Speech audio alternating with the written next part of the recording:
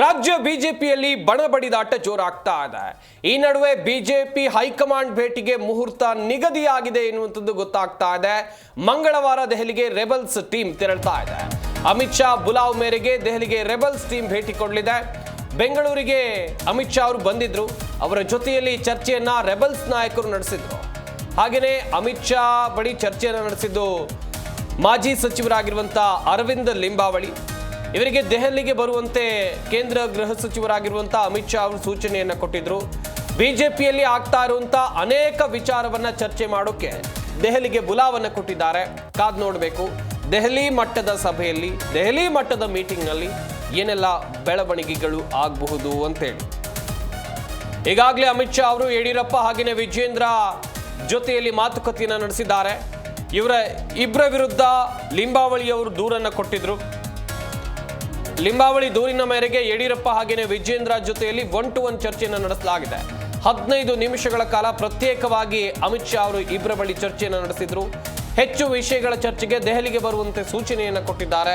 ಶೀಘ್ರದಲ್ಲೇ ರಾಜ್ಯ ಬಿಜೆಪಿಯಲ್ಲಿ ಪರಿಸ್ಥಿತಿ ನಿಯಂತ್ರಣಕ್ಕೆ ತರೋಕೆ ಸಕಲ ತಯಾರಿಯನ್ನ ಮಾಡಿಕೊಳ್ಳಲಾಗ್ತಾ ಇದೆ.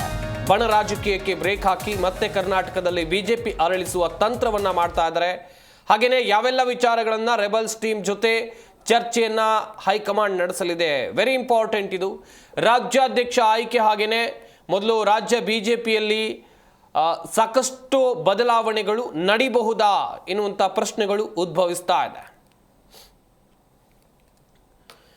ಬಿಜೆಪಿ ಹೈಕಮಾಂಡ್ ಭೇಟಿಗೆ ಮುಹೂರ್ತ ಫಿಕ್ಸ್ ಆಗಿದೆ. ಮಂಗಳವಾರ ದೆಹಲಿಗೆ ಬರುವಂತೆ ರೆಬಲ್ಸ್ ಟೀಮ್ಗೆ ಹೈಕಮಾಂಡ್ ನಾಯಕರು ಸೂಚನೆಯನ್ನು ಕೊಟ್ಟಿದ್ದಾರೆ. ಮಂಗಳವಾರ ದೆಹಲಿಗೆ ಹೋಗಿ ಕೇಂದ್ರ ಗೃಹ ಸಚಿವರಾಗಿರುವಂಥ ಅಮಿತ್ ಶಾ ಅವರನ್ನ ರೆಬಲ್ಸ್ ಟೀಮ್ನ ನಾಯಕರು ಭೇಟಿಯಾಗಲಿದ್ದಾರೆ. ಮೊನ್ನೆ ತಾನೇ ಅಮಿತ್ ಶಾ ಅವರು ಬೆಂಗಳೂರಿಗೆ ಬಂದಿದ್ದರು. ಬೆಂಗಳೂರಿನಲ್ಲಿ ಅರವಿಂದ್ ಲಿಂಬಾವಳಿ ಅವರ ಜೊತೆಯಲ್ಲಿ ಪ್ರತ್ಯೇಕ ಸಭೆಯನ್ನು ಮಾಡಿದ್ದಾರೆ.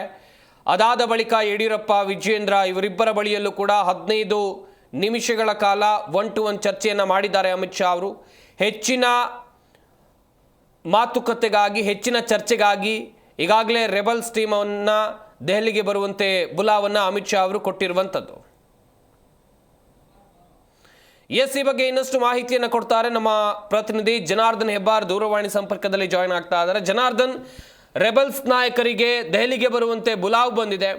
ಒಂದ್ ವೇಳೆ ದೆಹಲಿಗೆ ಹೋಗಿದ್ದೆ ಆದಲ್ಲಿ ಹೋಗ್ತಾರೆ ಅನ್ನುವಂಥದ್ದು ವೆರಿ ಕನ್ಫರ್ಮ್. ಆದ್ರೆ ಭೇಟಿ ಆದಂತ ಸಂದರ್ಭದಲ್ಲಿ ಯಾವೆಲ್ಲ ವಿಚಾರಗಳ ಕುರಿತು ಚರ್ಚೆ ಆಗಬಹುದು?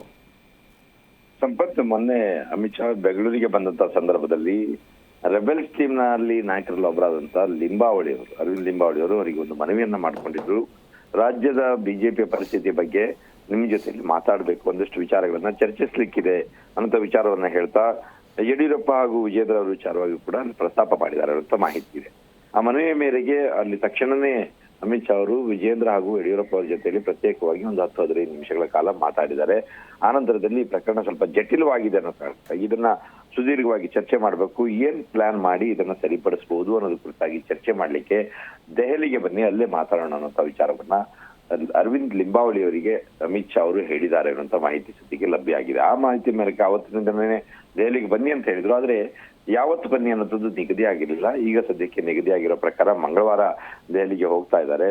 ಅಲ್ಲಿ ಹೋಗಿ ಮಾತುಕತೆಯನ್ನ ಮಾಡ್ತಾರೆ. ಬಹಳ ಪ್ರಮುಖವಾಗಿ ರಾಜ್ಯಾಧ್ಯಕ್ಷ ಸ್ಥಾನದ ವಿಚಾರವೇ ಚರ್ಚೆ ಆಗುತ್ತೆ. ಹಾಗೇನೆ ಉಳಿದಂತಹ ರೆಬೆಲ್ಸ್ ಟೀಮ್ ನಲ್ಲಿರುವಂತಹ ಬಹುತೇಕ ಹಿರಿಯರಿಗೆ ಪಕ್ಷದಲ್ಲಿ ಯಾವೆಲ್ಲ ಪ್ರಮುಖ ಸ್ಥಾನಗಳನ್ನ ಕೊಟ್ಟರೆ ಸೂಕ್ತ ಆಗುತ್ತೆ, ಪಕ್ಷ ಸಂಘಟನೆಗೆ ಏನೆಲ್ಲ ಬೇಡಿಕೆ, ಕೇವಲ ಬೇಡಿಕೆ ಅಂತಲ್ಲ, ಯಾವ ಕಾರಣಕ್ಕಾಗಿ ಇವ್ರನ್ನೆಲ್ಲರಿಗೂ ಪಕ್ಷದಿಂದ ಹೊರಗಡೆ ಇಟ್ಟಿದ್ದಾರೆ ಮತ್ತೆ ಅವ್ರನ್ನ ಪಕ್ಷದ ಒಳಗಡೆ ಕರ್ಕೊಂಡ್ರೆ ಏನಾಗುತ್ತೆ, ಇದೆಲ್ಲ ಕುರಿತಾಗಿ ಚರ್ಚೆಗಳು ಆಗ್ತವೆ. ಮತ್ತೆ ವಿಜೇಂದ್ರ ಅವರ ಜೊತೆಯಲ್ಲಿ ಸಾಕಷ್ಟು ಜನ ಅವ್ರ ಪರವಾಗಿ ಮಾತಾಡ್ತಿದ್ದಾರೆ.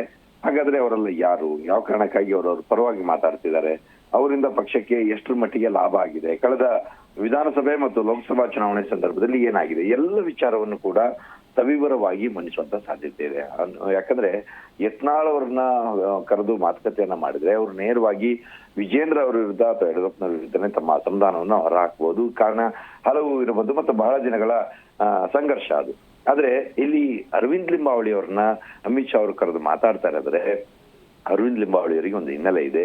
ಸಂಘದ ಮೂಲದಿಂದ ಬಂದಂತವ್ರು, ಬಿಜೆಪಿಯಲ್ಲಿ ಸಕ್ರಿಯವಾಗಿ ಕೆಲಸ ಮಾಡಿದಂತವ್ರು, ಬೇರೆ ಬೇರೆ ಹುದ್ದೆಗಳನ್ನ ನಿಭಾಯಿಸಿದಂತವ್ರು, ಸಂಘದ ಮೂಲದಿಂದ ಬಂದಿರೋ ಕಾರಣಕ್ಕಾಗಿ ಇಲ್ಲಿ ಯಾವುದೇ ರೀತಿಯ ವೈಯಕ್ತಿಕ ವಿಚಾರಗಳನ್ನ ಇಟ್ಕೊಳ್ತೇನೆ ಪಕ್ಷದ ಹಿತಾಸಕ್ತಿಯ ಬಗ್ಗೆ ಮಾತಾಡುವಂತ ಸಾಧ್ಯತೆ ಹೆಚ್ಚು ಅನ್ನೋದನ್ನ ಅಮಿತ್ ಶಾ ಅವರು ಕೂಡ ಮನಗಂಡಂತೆ ಕಾಣ್ತಾ ಇದೆ. ಆ ಕಾರಣಕ್ಕಾಗಿ ಅಮಿತ್ ಶಾ ಅವರು ಲಿಂಬಾವಳಿಯನ್ನ ಭೇಟಿಯಾದ ಸಂದರ್ಭದಲ್ಲಿ ಮಾತುಕತೆಯನ್ನ ಮಾಡಿದ ಸಂದರ್ಭದಲ್ಲಿ ಅವರು ಕೊಟ್ಟಂತ ಚೀಟಿಯನ್ನು ಕೂಡ ಪುರಸ್ಕರಿಸಿ ಆ ಚೀಟಿ ಸಂಬಂಧಪಟ್ಟಾಗಿ ಮಾತನ್ನ ಮಾಡಿ ದೆಹಲಿಗೆ ಅವರನ್ನ ಕರೆಸ್ಕೊಳ್ತಾ ಇದ್ದಾರೆ. ದೆಹಲಿಗೆ ಹೋಗಿ ಈ ಎಲ್ಲ ವಿಚಾರಗಳ ಬಗ್ಗೆ ಚರ್ಚೆಯನ್ನ ಮಾಡ್ತಾರೆ.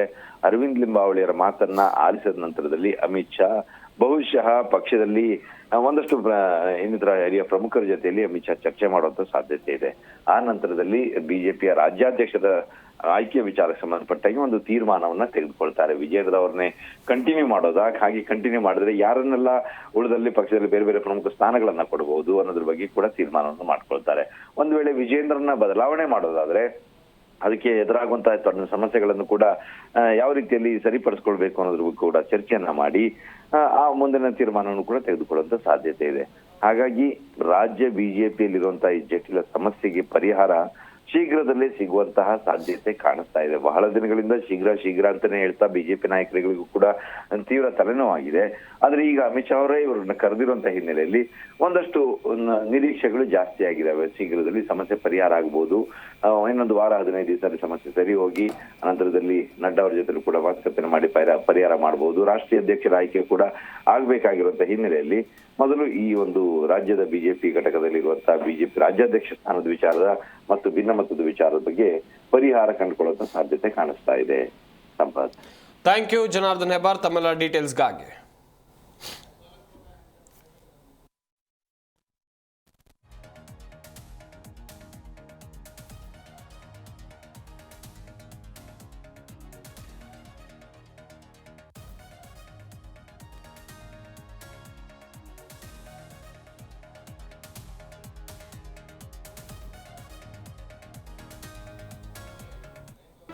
ಜಿ ಕನ್ನಡ ನ್ಯೂಸ್ ಈಗ ನಿಮ್ಮ ಮನೆಯಲ್ಲೇ ನೋಡಿ. ಎಲ್ಲ ಕೇಬಲ್ಗಳಲ್ಲಿ ಈಗ ಲಭ್ಯ. ನಿಮ್ಮ ನೆಚ್ಚಿನ ಜಿ ಕನ್ನಡ ನ್ಯೂಸ್ ಈಗ ಸನ್ ಡೈರೆಕ್ಟ್ ನಲ್ಲಿ number 292, Tata play number 1664, Jio TV number 1334, NXT digital number 30, in cable number 30, city networks 51, U digital number 162, GTPL number 17, Rockline telecommunications number 42, Shri Basaveshwara cable number 168, rural cable network 60, Vinayaka digital 57, Abhishek cable 821, city channel 53, Siddeshwara cable network 57, V4 digital Infotech 628, Surya digital networks 53, Gajanan digital number 836, Malnad Infotech private limited number 56, Metrocast number 830, victory digital number 167ರಲ್ಲಿ ನೋಡಿ ಆನಂದಿಸಿ.